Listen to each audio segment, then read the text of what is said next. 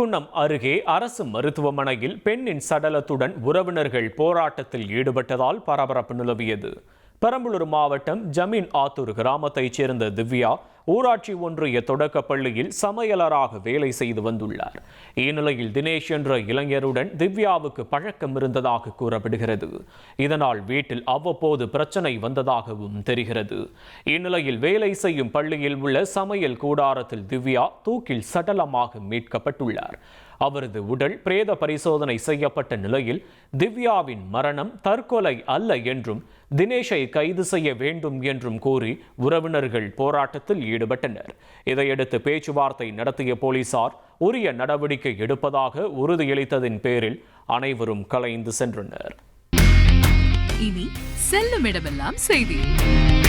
தந்தை டிவியின் வாட்ஸ்அப் சேனலை ஃபாலோ பண்ணினா செல்ல இருக்கும் இடமெல்லாம் செய்தி. இதோ QR கோட் இப்பவே ஸ்கேன் பண்ணுங்க, ஃபாலோ பண்ணுங்க.